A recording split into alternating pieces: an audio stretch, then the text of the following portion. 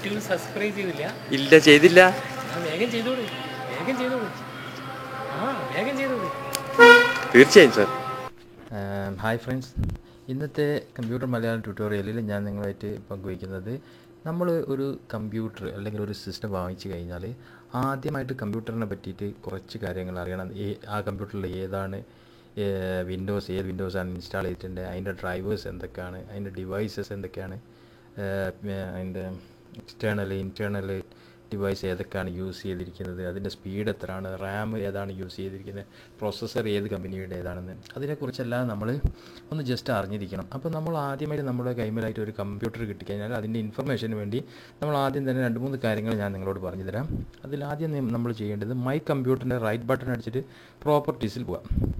Okay, പ്രോപ്പർട്ടീസിൽ പോയാൽ ആദ്യം തന്നെ നമ്മുടെ ഈ സിസ്റ്റം ഏതെല്ലാമാണെന്ന് ഇവിടെ നിങ്ങൾക്ക് കാണാം. മൈക്രോസോഫ്റ്റ് വിൻഡോസ് XP ആണ് ഇൻസ്റ്റാൾ ചെയ്തിരിക്കുന്നത് ഈ കമ്പ്യൂട്ടറിൽ. സർവീസ് പാക്ക് 3 നിങ്ങൾക്ക് ചെയ്തിരുന്ന കമ്പനി പറയും ഇതാണ് നിങ്ങൾക്ക് ഇൻസ്റ്റാൾ ചെയ്തിരിക്കുന്ന വിൻഡോസ്. അപ്പോൾ നമുക്ക് അതിൻ്റെ ഒരു കൺഫർമേഷൻ കിട്ടാൻ വേണ്ടിയിട്ടാണ് ഈ കാര്യങ്ങളൊക്കെ ചെയ്യുന്നത്. അപ്പോൾ ഇതെല്ലാം ചെയ്തിരിക്കുകയാണ്. ഇവിടെ Pentium 4 CPU 3 GHz ആണ് ഉപയോഗിച്ചിരിക്കുന്നത്. ഇതിൻ്റെ റാം 512 MB ആണ്. അപ്പോൾ ഇത് കുറച്ച് പഴയ കമ്പ്യൂട്ടറാണ് ഞാൻ ഇപ്പോൾ യൂസ് ചെയ്യുന്നത്. അപ്പോൾ അതാണ് 512 MB റാമാണ് ഉപയോഗിച്ചിരിക്കുന്നത്. Pentium 4 CPU 3 GHz പ്രോസസ്സറാണ് ഉപയോഗിച്ചിരിക്കുന്നത്. അപ്പോൾ അതെല്ലാം നമുക്ക് ഈ ഫസ്റ്റ് തന്നെ നമുക്ക് ഈ മൈ കമ്പ്യൂട്ടറിൻ്റെ പ്രോപ്പർട്ടീസിൽ പോയി കഴിഞ്ഞാൽ നമുക്ക് ആദ്യം മനസ്സിലാക്കാവുന്നതാണ്. അതുകൂടാതെ തന്നെ നമ്മൾ ഏതെല്ലാം ഡിവൈസസ് ആണ് ഇതിൽ ഉപയോഗിച്ചിരിക്കുന്നത്, CD ഡ്രൈവ്, അതിനെക്കുറിച്ച് സൗണ്ട് സിസ്റ്റത്തിന് ഏതെല്ലാം ഉപയോഗിച്ചത് എല്ലാം മനസ്സിലാക്കാൻ വേണ്ടി നമ്മൾ ഈ മൈ കമ്പ്യൂട്ടറിൻ്റെ പ്രോപ്പർട്ടീസിലല്ല പോകേണ്ടത്. മാനേജ് എന്ന് പറയുന്ന ഒരു സെക്ഷൻ ഉണ്ട്. മാനേജിൽ പോയതിന് ശേഷം അതിൽ ഡിവൈസ് മാനേജർ ഒരു സംഭവമുണ്ട്. ഡിവൈസ് മാനേജർ അതാണ് അടുത്തതായിട്ട് നമുക്ക് നോക്കേണ്ടത്. ഇതിൽ നമുക്കെല്ലാം കാണാൻ എന്താ വെച്ചാൽ നമ്മുടെ ഈ ഡിസ്പ്ലേ അഡാപ്റ്റേഴ്സ് ഏതാണ് ഉപയോഗിച്ചിരിക്കുന്നത്, DVD ഏതാണ് ഉപയോഗിച്ചിരിക്കുന്നത്, ഇവിടെ സോണിയാണ് ഉപയോഗിച്ചിരിക്കുന്നത്. പിന്നെ അതുപോലെ തന്നെ കീബോർഡ്സ് ഏതാണ് ഉപയോഗിച്ചിരിക്കുന്നത്, മൗസ് ഏതാണ് ഉപയോഗിച്ചിരിക്കുന്നത്, നെറ്റ്വർക്ക് അഡാപ്റ്റർ ഏതാണ് ഉപയോഗിച്ചിരിക്കുന്നത്, ഇൻ്റലിൻ്റെ നെറ്റ്വർക്ക് അഡാപ്റ്ററാണ്. പ്രോസസ്സർ ഏത് കമ്പനി മാനുഫാക്ചറാണ് പ്രോസസ്സർ, ഇൻ്റൽ Pentium 4. ഇതെല്ലാം സൗണ്ട് സിസ്റ്റം ആക്റ്റീവ് ആണോ, സൗണ്ട് സിസ്റ്റം ചിലതിലൊക്കെ ഡ്രൈവർ ഇൻസ്റ്റാൾ ചെയ്യേണ്ട ആവശ്യകതയുണ്ടാവും. അത് ഞാൻ ഹാർഡ്വെയർ ക്ലാസ്സിൽ പറഞ്ഞു തരുന്നതായിരിക്കും.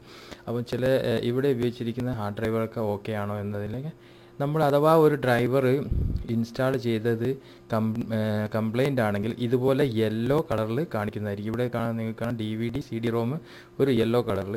ഇതിവിടെ ഒരു ചെറിയൊരു മിസ്റ്റേക്ക് പറ്റിയത് കൊണ്ടാണ് ഡ്രൈവർ ഞാൻ ഇൻസ്റ്റാൾ ചെയ്തിട്ടില്ല. അത് പിന്നീട് നമുക്ക് ചെയ്യാം. ഓക്കെ, ഹാർഡ്വെയർ ക്ലാസ്സിൽ. അപ്പോൾ ഇത്രയും കാര്യങ്ങൾ ഇതിൽ ഉപയോഗിച്ചിരിക്കുന്ന എല്ലാം നമുക്ക് മനസ്സിലാക്കാൻ ചെയ്യും. മൗസ് ഏത്, കീബോർഡ് ഏത്, എല്ലാം നമുക്ക് മനസ്സിലാക്കാൻ സാധിക്കും. അതുപോലെ തന്നെ പിന്നെ നമ്മൾ ഇതിൽ ഇൻസ്റ്റാൾ ചെയ്തിരിക്കുന്ന ഏതെല്ലാമാണ് സോഫ്റ്റ്വെയർ എന്ന് നോക്കാം. ഏത് മൈക്രോസോഫ്റ്റ് വേർഡ്, അതുപോലെ തന്നെ വീഡിയോ പ്ലെയർ ഏതാണ് ഉപയോഗിച്ചത്, അതെല്ലാം മനസ്സിലാക്കാൻ വേണ്ടിയിട്ട് നമ്മൾ ആദ്യം ചെയ്യേണ്ടത് സ്റ്റാർട്ടിൽ പോയതിന് ശേഷം ഇവിടെ കൺട്രോൾ പാനൽ എന്നൊരു ഓപ്ഷൻ ഉണ്ട്.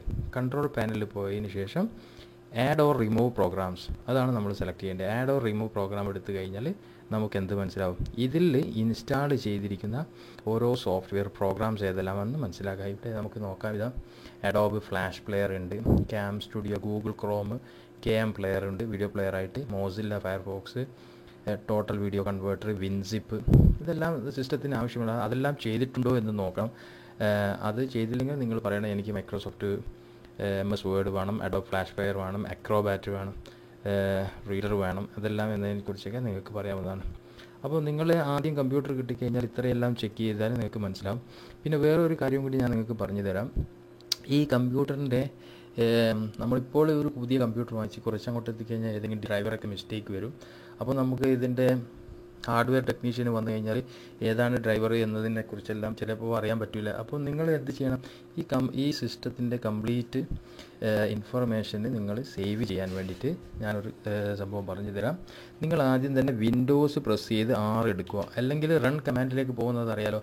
സ്റ്റാർട്ടിൽ പോയതിനു ശേഷം ഇവിടെ ഇതാ റൺ കമാൻഡ്, അതിൻ്റെ ഷോർട്ട് ഫോമാണ് വിൻഡോസ് പ്രസ് ചെയ്തതിന് ശേഷം റൺ എന്നുള്ള R പ്രസ് ചെയ്യുക എന്നുള്ളത്. അതിൽ ഓക്കെ അടിക്കുക. അതിനുശേഷം നിങ്ങൾ ടൈപ്പ് ചെയ്യേണ്ടത് DX okay, DIAG DX DAG എന്ന് ടൈപ്പ് ചെയ്തതിന് ശേഷം എൻ്റർ അടിക്കുക. എൻ്റർ അടിച്ച് കഴിഞ്ഞാൽ നിങ്ങൾക്ക് ഇങ്ങനത്തെ ഒരു സെക്ഷൻ കിട്ടും. ഇത് കമ്പ്യൂട്ടറിനെ കുറിച്ചുള്ള എല്ലാ കാര്യങ്ങളും പറയുന്നുണ്ട്. ഇതിൽ നിങ്ങൾക്ക് സേവ് ചെയ്യാനും സാധിക്കുന്നതാണ്. അതാണ് ഇതിൻ്റെ പ്രധാനപ്പെട്ട ഒരു കാര്യം. നിങ്ങളുടെ സൗണ്ട് എന്താണെന്ന് ചെക്ക് ചെയ്യാൻ നമുക്ക് വേണമെങ്കിൽ ഇതാ ടെസ്റ്റ് സൗണ്ട് ഇതാ. ഓക്കെ, അതുപോലെ ഒരുപാട് കാര്യങ്ങൾ ഇതിൽ ചെക്ക് ചെയ്യാവുന്നതാണ്. മ്യൂസിക് ഡിസ്പ്ലേ ഏതാണ് യൂസ് ചെയ്തിരിക്കുന്നത് എല്ലാം ചെക്ക് ചെയ്യാം. അതെല്ലാം ചെക്ക് ചെയ്തതിന് ശേഷം നമുക്ക് സേവ് ഓൾ ഇൻഫർമേഷൻ, ഇവിടെ കാണുന്നുണ്ടല്ലോ നിങ്ങൾ, സേവ് ഓൾ ഇൻഫർമേഷൻ കൊടുത്തിട്ട് ഇത് ടെക്സ്റ്റ് ഫയലായിട്ടാണ് നിങ്ങൾക്ക് വരിക. അവിടെ നമ്മൾ ഉദാഹരണമായിട്ട് ഞാൻ ഡെസ്ക്ടോപ്പിൽ സേവ് ചെയ്യാണ്, DX ഡയാഗ് എന്ന് കൊടുത്ത് സേവ് കൊടുത്തു. ഓക്കെ, അപ്പോൾ അത് സേവ് ആയിരിക്കുകയാണ്. അപ്പോൾ നമുക്ക് അതിൻ്റെ ഇൻഫർമേഷൻ ഇപ്പോൾ ഇത് നമ്മുടെ ഫ്ലാഷ് ഡ്രൈവിലോ ഏതെങ്കിലും ഇതിൽ നിങ്ങൾ ബാക്കപ്പ് ചെയ്ത് വെച്ചാൽ അല്ലെങ്കിൽ സേവ് ചെയ്ത് വെച്ചാൽ നിങ്ങൾക്ക് ഏത് സമയത്തും ഏതാണ് സിസ്റ്റം എന്ന് പറഞ്ഞു കഴിഞ്ഞാൽ നിങ്ങൾക്കത് കാണാവുന്നതാണ്. സിസ്റ്റം ഇൻഫർമേഷൻ എവറിത്തിങ് ഈസ്, എല്ലാം ഇവിടെ നോട്ട് ചെയ്തിട്ടുണ്ട്.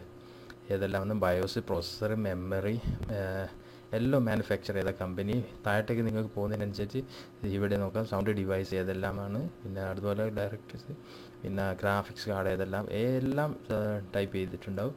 അപ്പോൾ നിങ്ങൾക്കിത് ഒരു ഫ്ലാഷ് ഡ്രൈവിൽ എടുത്തു കഴിഞ്ഞാൽ നിങ്ങൾക്ക് എപ്പോഴും സൂക്ഷിക്കാവുന്നത് നിങ്ങളുടെ കമ്പ്യൂട്ടറിൻ്റെ ഇൻഫർമേഷൻ ഏതെല്ലാം എന്ന് നിങ്ങൾക്ക് അതിൽ നിന്ന് മനസ്സിലാക്കാം. അപ്പോൾ ഇതാണ് ഇന്നത്തെ ക്ലാസ്. ഞാൻ നിങ്ങൾക്ക് ഈ ഇന്നത്തെ കമ്പ്യൂട്ടർ മലയാളം ട്യൂട്ടോറിയലിൽ നിന്ന് എന്തെങ്കിലും മനസ്സിലായി എന്ന് വിശ്വസിക്കുന്നു. അപ്പോൾ നിങ്ങൾ സബ്സ്ക്രൈബ് ചെയ്യാൻ മറക്കരുത്. ഞാൻ അടുത്ത വീഡിയോ ഉടൻ തന്നെ ഇടുന്നതായിരിക്കും. Okay, thank you.